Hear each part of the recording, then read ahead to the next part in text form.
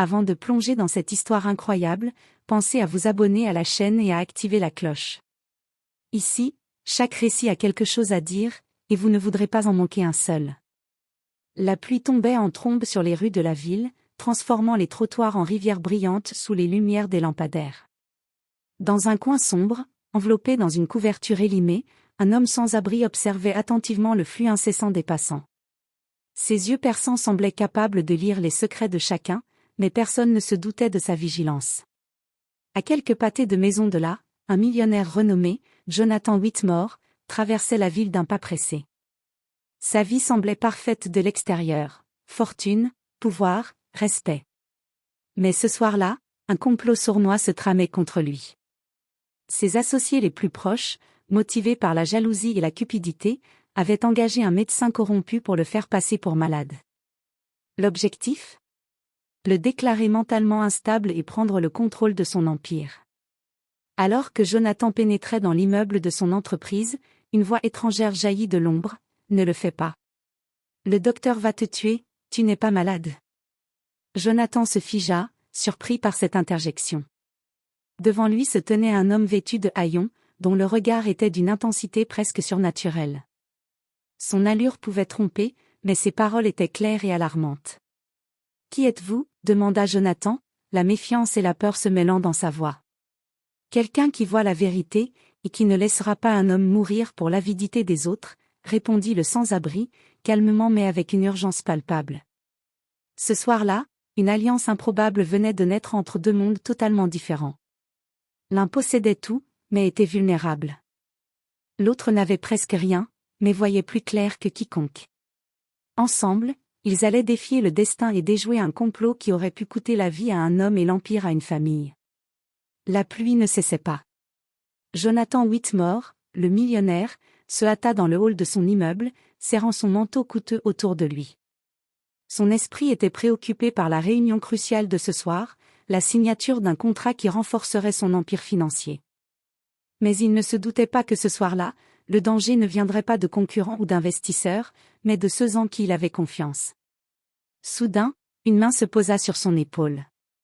Jonathan sursauta et se retourna. Devant lui se tenait un homme aux vêtements en lambeaux, trempé, mais dont le regard ne laissait aucun doute, il savait quelque chose. « Monsieur Whitmore » dit-il d'une voix ferme mais calme. « Vous ne devez pas aller chez le docteur. Il va vous tuer. Vous n'êtes pas malade. » Jonathan recula, incrédule. « Qui êtes-vous ? Et comment osez-vous m'adresser la parole de cette manière ?» Le sans-abri sourit légèrement, un sourire étrange, presque triste. « Appelez-moi Elias. Je sais ce que vos proches ont prévu. Ils veulent vous faire passer pour fou, pour prendre votre fortune. Vous devez m'écouter. » Jonathan éclata de rire, nerveusement. « Vous êtes fou. Je n'ai jamais entendu parler d'un médecin qui tue ses patients. » Elias le regarda intensément, et sa voix prit une urgence glaciale. « Ce n'est pas un fantasme. Ce docteur est payé pour vous éliminer, ou pour que tout le monde croie que vous êtes incapable de gérer vos affaires. Vous devez me suivre. Maintenant. » Pour la première fois, Jonathan sentit son cœur s'accélérer. Son instinct lui criait que cet homme, malgré son apparence misérable, disait la vérité. Le millionnaire avait toujours cru en la logique et aux preuves, mais ici, il n'avait rien d'autre que l'intuition et l'urgence dans les yeux d'Elias. Sans un mot de plus, Elias fit signe à Jonathan de le suivre. Dans la tempête et les ombres de la ville, deux mondes totalement différents allaient s'unir pour affronter un complot qui pourrait tout détruire. Elias guida Jonathan dans les ruelles détrempées, loin des lumières et du bruit des rues principales. Le millionnaire, en costume parfaitement taillé mais trempé jusqu'aux os, avançait avec hésitation, essayant de comprendre comment un simple sans-abri pouvait savoir autant de choses sur sa vie privée. « Comment savez-vous tout ça ?» demanda Jonathan, sa voix tremblante de colère et d'inquiétude. Elias jeta un regard rapide autour d'eux avant de répondre. « Je vois beaucoup de choses. Les gens parlent, surtout quand ils pensent que personne ne les écoute. Vos associés, votre entourage, même certains de vos amis. Ils ont planifié chaque étape pour que vous sembliez malade et fragile. » Jonathan sentit un frisson parcourir son dos. Cette révélation dépassait tout ce qu'il avait imaginé. « Vous voulez dire que mes propres collaborateurs me trahissent? Exactement, répondit Elias, impassible. Et le docteur que vous deviez voir ce soir est corrompu. Son rôle n'est pas de vous soigner, mais de falsifier des tests pour créer une crise. Une crise qui vous ferait perdre tout contrôle sur votre entreprise et votre fortune. Jonathan s'arrêta un instant, frappé par la gravité de la situation. Il n'avait jamais cru à la trahison de ses proches. Sa vie entière avait été construite sur la confiance et la loyauté, jusqu'à maintenant. Elias continua, vous devez rester prudent. Je vous emmène dans un endroit sûr pour que nous puissions élaborer un plan. Mais sachez ceci, le temps est compté. Ils ne vous laisseront pas agir sans tenter d'accélérer leur complot. Sans attendre, il entraîna Jonathan dans un bâtiment abandonné, à l'écart de la ville. À l'intérieur, une lampe vacillante éclairait un petit espace où le froid et l'humidité n'avaient pas encore effacé la détermination d'Elias. « Pourquoi m'aideriez-vous » demanda Jonathan, méfiant. Elias le regarda droit dans les yeux et répondit, « Parce que tout le monde mérite une chance de découvrir la vérité. Et parce que je sais ce que cela fait d'être trahi par ceux en qui on a confiance. » Pour Jonathan, le monde venait de basculer. Il n'était plus le maître de son empire. Il était désormais un pion dans un jeu dangereux, mais pour la première fois, il avait un allié inattendu, prêt à tout pour le sauver. Le petit appartement abandonné où Elias avait emmené Jonathan sentait l'humidité et la poussière. Pourtant, pour Jonathan, il représentait un sanctuaire inattendu, un lieu où il pouvait enfin réfléchir sans l'ombre constante de la trahison et du danger. « Nous n'avons pas beaucoup de temps » commença Elias, en sortant un petit carnet qu'il gardait toujours avec lui. Le docteur corrompu doit vous voir ce soir.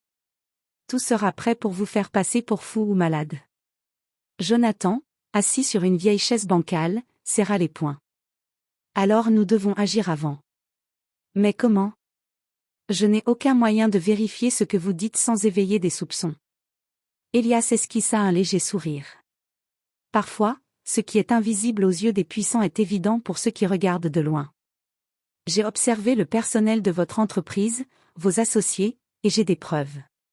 Photos, documents, conversations enregistrées. Tout ce dont nous avons besoin pour les piéger. Jonathan sentit un mélange de soulagement et de peur.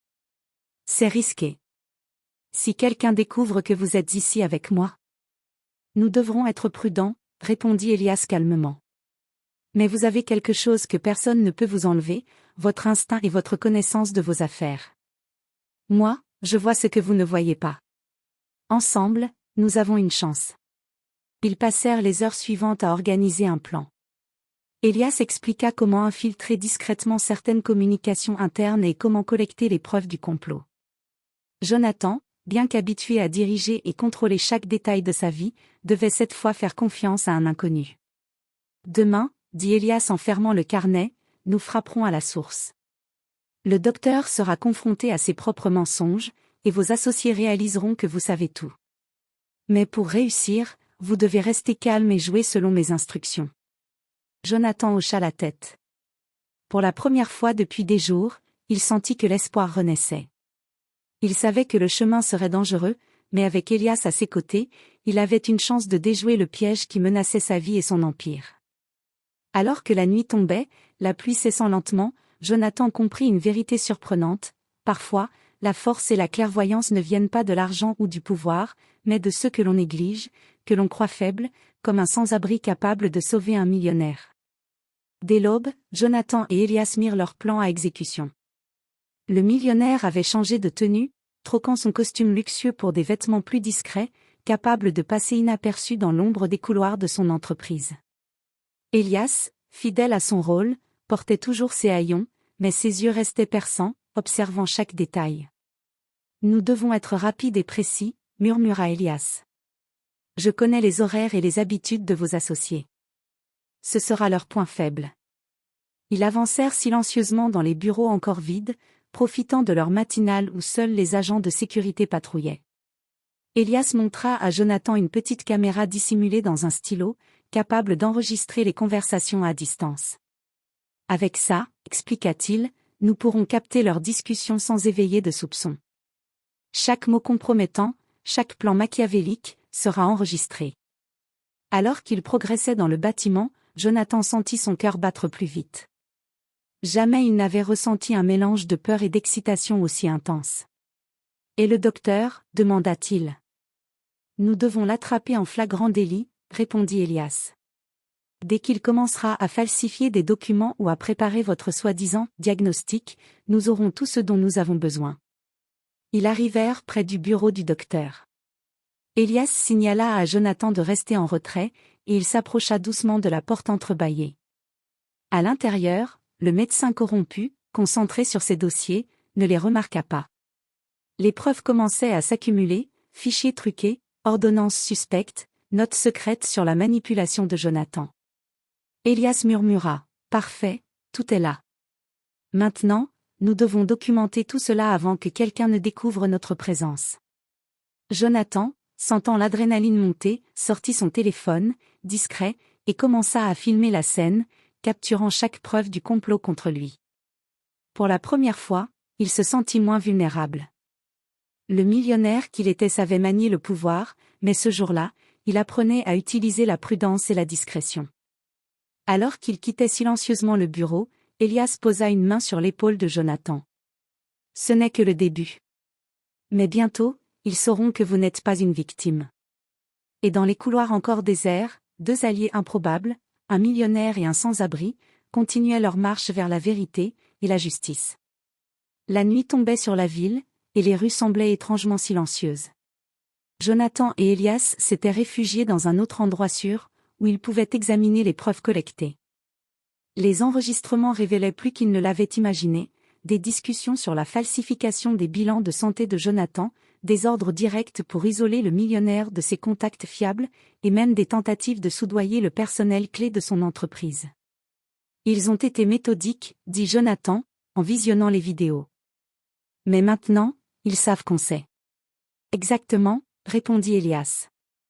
Et c'est là que nous frappons. Si nous les confrontons correctement, nous sèmerons la panique et les forcerons à se trahir eux-mêmes. Leur première cible fut Marcus Delaney, un associé proche de Jonathan, dont la loyauté était la plus douteuse. Grâce aux preuves, ils organisèrent une rencontre sous prétexte d'une réunion d'affaires. Jonathan, cette fois seul, prit place dans la salle, tandis qu'Elias restait caché, prêt à intervenir si nécessaire. Marcus arriva, sûr de lui, souriant. Mais ce sourire se figea lorsqu'il aperçut Jonathan et sentit immédiatement que quelque chose n'allait pas. « Jonathan, je ne comprends pas. » balbutia Marcus. Jonathan, calme mais déterminé, répondit, « Oh, Marcus, je crois que tu comprends très bien. J'ai vu vos messages, vos plans, tout. Et maintenant, je sais exactement ce que vous avez essayé de faire. » Le visage de Marcus pâlit. Il balbutia des excuses, mais Jonathan continua, sa voix ferme et glaciale, « Je ne cherche pas à accuser sans preuve. Voici ce que j'ai trouvé. » Il sortit son téléphone et montra les enregistrements. Marcus tenta de nier, mais chaque mot prononcé était capturé dans les vidéos. L'homme qui avait cru manipuler Jonathan se retrouvait piégé par sa propre trahison. Pendant ce temps, Elias, depuis l'ombre, surveillait chaque mouvement. Il savait que cette confrontation n'était que la première d'une série. Si Jonathan voulait reprendre le contrôle de son empire et assurer sa sécurité, il devait agir rapidement, frapper fort et intelligemment. « Ce n'est que le début », murmura Elias à Jonathan lorsque Marcus s'effondra sous le poids de ses propres mensonges. « Bientôt, ils sauront que vous n'êtes pas un homme à sous-estimer, même pas par votre entourage. » Pour Jonathan, ce moment marquait un tournant. Le millionnaire, autrefois vulnérable et trahi, commençait à reprendre les rênes de sa vie, guidé par un allié improbable mais redoutablement efficace. Le lendemain matin, Jonathan et Elias se réveillèrent dans leur refuge temporaire avec un sentiment étrange, une urgence imminente flottait dans l'air. Le docteur corrompu, le docteur Harold Sinclair, avait été absent de son bureau toute la matinée, mais des rumeurs circulaient rapidement au sein de l'entreprise. Quelqu'un avait été vu en train de fouiller ses dossiers, et ce quelqu'un, il le savait, n'était pas ordinaire. Dans son bureau luxueux, Sinclair tournait nerveusement en lisant ses emails. Il avait commencé à recevoir des messages anonymes contenant des extraits de ses propres conversations et des preuves qu'il croyait inviolables. Son cœur battait à toute vitesse, quelqu'un savait tout. Qui, comment, murmura-t-il, la voix tremblante. C'est impossible, personne ne pouvait. À ce moment, Jonathan et Elias, planifiant leur prochaine étape, avaient anticipé ce mouvement. Leur but n'était pas seulement de collecter des preuves, mais de pousser le docteur à se trahir lui-même. Il sent le piège, dit Elias, observant discrètement les mouvements des employés qui revenaient de l'étage supérieur. Sinclair va essayer de nettoyer ses traces, mais nous devons rester prêts. Jonathan hocha la tête, réalisant l'importance de cette étape. S'il comprend que nous avons toutes les preuves, il pourrait passer à l'action, ou disparaître. Nous devons agir vite et intelligemment. Et effectivement, à peine quelques heures plus tard, Sinclair tenta de supprimer certains fichiers compromettants et d'effacer les enregistrements. Mais Elias, vigilant, avait anticipé chaque geste. Grâce à des sauvegardes discrètes et à un accès distant, ils conservèrent toutes les preuves intactes. Jonathan sentit une montée d'adrénaline.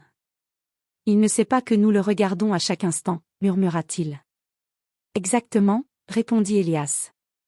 Et bientôt, nous aurons ce dont nous avons besoin pour le faire tomber. Mais attention, cette bataille devient maintenant personnelle. Sinclair pourrait tout tenter pour se protéger, même quelque chose de dangereux. La tension monta. Chaque pas, chaque décision devenait cruciale. Jonathan, habitué à diriger des empires, réalisait que cette fois, son adversaire n'était pas seulement rusé, il était dangereux et prêt à tout. Mais avec Elias à ses côtés, il savait qu'il pouvait non seulement déjouer le complot, mais aussi reprendre le contrôle total de sa vie et de son entreprise. Jonathan et Elias savaient qu'ils devaient frapper vite et intelligemment. Après avoir analysé tous les mouvements de Sinclair et de ses complices, ils mirent au point un plan audacieux, attirer le docteur dans une situation où il ne pourrait pas mentir ni effacer ses traces. Le soir même, Elias prépara un dispositif discret de caméras et d'enregistreurs dans le bureau principal de l'entreprise. Jonathan, quant à lui, invita Sinclair à une réunion confidentielle pour discuter de ses derniers rapports médicaux, feignant l'ignorance totale de son complot. Le docteur arriva, sûr de lui, croyant encore manipuler Jonathan. « Je suis heureux que vous me fassiez confiance, » dit-il, un sourire calculateur aux lèvres. Jonathan, imperturbable, hocha la tête. « Bien sûr, docteur. J'ai besoin de votre expertise pour m'assurer que tout va bien. » À cet instant, Elias activa discrètement les enregistreurs et caméras. Chaque geste de Sinclair, chaque mot prononcé fut capté. Lorsque le docteur tenta de présenter des documents falsifiés pour prouver la maladie inventée de Jonathan, Elias déclencha la diffusion en direct à un petit groupe de collaborateurs triés sur le volet, rassemblés en secret dans une autre pièce. Le docteur sentit le piège se refermer. Quoi? Comment, bafouilla-t-il, incapable de comprendre comment ses actions avaient été exposées. Jonathan, froid et déterminé, s'avança. Vous pensiez me manipuler, docteur. Mais vous avez oublié que je ne suis jamais seul. Les preuves étaient irréfutables, falsification de dossiers, tentative de manipulation, menaces sur la santé de Jonathan. Tout était là, capturé, documenté et diffusé aux personnes clés de l'entreprise. Sinclair, pris au piège, tenta de nier, mais chaque mot prononcé venait confirmer sa culpabilité. Elias, dans l'ombre, observa la scène avec satisfaction. C'est fait. Maintenant, il n'y a plus de retour en arrière. Pour Jonathan, ce moment marquait une victoire cruciale. Le docteur corrompu était exposé, les preuves irréfutables, et le pouvoir de ces traîtres commençait à s'effriter. Mais il savait que ce n'était qu'une étape. Les autres conspirateurs, voyant Sinclair tomber, pourraient paniquer et agir de manière imprévisible. Le millionnaire et le sans-abri avaient frappé fort, mais le jeu n'était pas terminé. La bataille pour la vérité et la sécurité de Jonathan venait juste de franchir un nouveau seuil, et chaque mouvement suivant devait être calculé avec précision. Le lendemain, l'entreprise de Jonathan était en effervescence. La chute de Sinclair avait semé la panique parmi les conspirateurs, et chacun réalisait que leur complot ne resterait pas impuni. Jonathan, désormais pleinement conscient de sa vulnérabilité mais armé de preuves solides, décida de reprendre le contrôle total de la situation. Accompagné d'Elias, il se rendit dans son bureau, accueillant les employés triés sur le volet pour une réunion exceptionnelle. Son calme et son autorité naturelle imposèrent immédiatement le respect.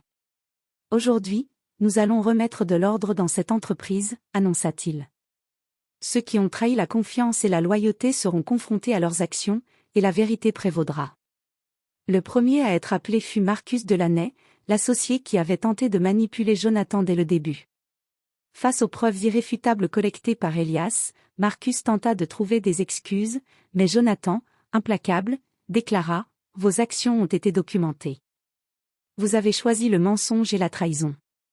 Aujourd'hui, vous assumez les conséquences. » Puis ce fut au tour des autres complices. Chaque confrontation suivait le même schéma, Jonathan présentait les preuves, Elias veillait à la discrétion et à la sécurité, et les conspirateurs, incapables de nier, étaient forcés de se plier à la justice. Au fil de la journée, l'entreprise reprit son souffle. La peur fit place à l'admiration et à la loyauté renouvelée envers Jonathan. Mais au-delà des affaires, une leçon plus profonde s'était imposée, il n'y avait pas de substitut à la vigilance, et parfois, les alliés les plus inattendus pouvaient changer le cours d'une vie entière.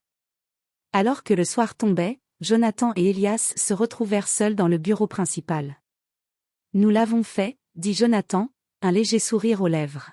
« Sans vous, je n'aurais jamais découvert la vérité, et je n'aurais jamais pu reprendre le contrôle. » Elias hocha la tête, humble mais satisfait. « Vous avez eu la force et le courage de faire face à vos traîtres. Moi, je n'ai fait que vous montrer le chemin. » Pour la première fois depuis longtemps, Jonathan se sentit en sécurité. Mais il savait que cette victoire, bien que significative, n'était qu'une étape. Le véritable défi restait, reconstruire la confiance et assurer que jamais plus personne ne pourrait le manipuler ou le trahir. Dans cette alliance improbable entre un millionnaire et un sans-abri, Jonathan avait trouvé non seulement un allié, mais aussi une leçon de résilience et de clairvoyance qu'aucune richesse ne pourrait jamais acheter. Alors que Jonathan pensait que la tempête était derrière lui, un nouveau danger surgit là où il s'y attendait le moins. L'un des conspirateurs, plus discret mais encore influent, avait compris que Jonathan possédait toutes les preuves. Dans un geste désespéré, il tenta de reprendre l'avantage en orchestrant un dernier piège, falsifier une alerte de sécurité dans l'entreprise pour créer le chaos et accuser Jonathan d'incompétence. Elias, toujours vigilant, repéra immédiatement l'anomalie. « Jonathan, quelqu'un essaie de vous piéger à nouveau », murmura-t-il en consultant les systèmes de surveillance. « Si nous ne faisons rien, il pourrait retourner la situation contre vous, même maintenant. » Le millionnaire sentit un frisson d'inquiétude. Chaque instant comptait. « Alors nous devons agir immédiatement, » répondit-il, déterminé. « Montre-moi ce qu'ils ont préparé. » Ils découvrirent un plan complexe. Plusieurs employés complices étaient sur le point de déclencher une panne de système critique, créant un prétexte pour accuser Jonathan et prendre le contrôle de l'entreprise. Mais grâce à Elias, chaque étape fut anticipée. En une manœuvre parfaitement synchronisée, Jonathan utilisa ses accès privilégiés pour neutraliser la menace, isolant les complices et coupant toute possibilité de sabotage. Elias, quant à lui, avait préparé des enregistrements et des preuves supplémentaires pour exposer le cerveau derrière cette dernière tentative de trahison. Lorsque les responsables furent confrontés, ils furent incapables de nier leurs actions. La vérité éclata une fois de plus, cette fois de manière irréfutable. Jonathan avait non seulement survécu au complot initial, mais il avait également neutralisé la dernière menace, consolidant sa position. Elias posa une main sur l'épaule de Jonathan et dit, « Chaque fois qu'ils pensaient vous avoir à leur merci, vous avez choisi de ne pas céder. Et parfois, le soutien vient des endroits les plus inattendus. » Jonathan, regardant Elias, sourit avec gratitude. « Je n'aurais jamais cru qu'un sans-abri pourrait devenir mon allié le plus précieux, et la clé pour sauver ma vie et mon entreprise. » La tension retomba, mais le millionnaire savait qu'il avait appris une leçon essentielle. Vigilance, courage et discernement sont les véritables armes face à la trahison. Et parfois, les héros ne portent pas de costume, mais seulement un regard clair et une détermination inébranlable.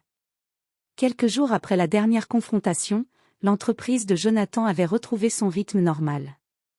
Les conspirateurs avaient été démis de leurs fonctions, certains renvoyés, d'autres sous enquête officielle. La réputation de Jonathan, loin d'être entachée, avait été renforcée par sa manière calme et stratégique de gérer la crise. Dans son bureau, Jonathan regardait la ville à travers les grandes baies vitrées, réfléchissant à tout ce qu'il avait traversé. À ses côtés, Élias, silencieux mais attentif, observait la vie urbaine avec la sérénité d'un homme qui avait toujours su voir ce que les autres ne voyaient pas. Jonathan se tourna vers lui. « Élias, je veux que tu saches à quel point je te suis reconnaissant. Sans toi, je n'aurais jamais découvert le complot. Je n'aurais jamais pu protéger ma vie et mon entreprise. » Élias sourit légèrement, humble. « Vous aviez déjà la force et l'intelligence. Je n'ai fait que vous montrer le chemin. » Mais Jonathan secoua la tête. « Non, tu as fait plus que ça. Tu m'as sauvé la vie. Et maintenant, je veux m'assurer que tu sois reconnu et soutenu. » Il tendit à Élias un contrat inattendu, un emploi à long terme dans son entreprise, avec la possibilité de se former et de progresser, ainsi qu'un logement et un soutien complet pour commencer une nouvelle vie. Élias, surpris, resta silencieux un instant, submergé par l'émotion. « Je n'ai jamais rien eu comme ça, » murmura-t-il, la voix tremblante. « Je ne sais pas quoi dire. » Jonathan posa une main amicale sur son épaule. « Commence simplement par accepter. Ta vie mérite un nouveau départ. Tu m'as donné une chance, maintenant je t'en donne une. » Un sentiment de gratitude et de justice réchauffa l'air entre eux. Le millionnaire et le sans-abri, venus de deux mondes complètement différents, avaient forgé un lien indestructible par le courage, la confiance et la loyauté. Alors que la ville brillait sous la lumière du soir, Jonathan sourit pour la première fois depuis longtemps, sachant que non seulement il avait déjoué un complot mortel, mais qu'il avait également trouvé un ami véritable et un allié précieux, là où il s'y attendait le moins. Et dans le silence de ce bureau transformé par la victoire et la confiance, deux vies s'étaient liées à jamais, prouvant que parfois, les plus grands héros n'ont pas de costume, mais un cœur et une vision claire de la vérité.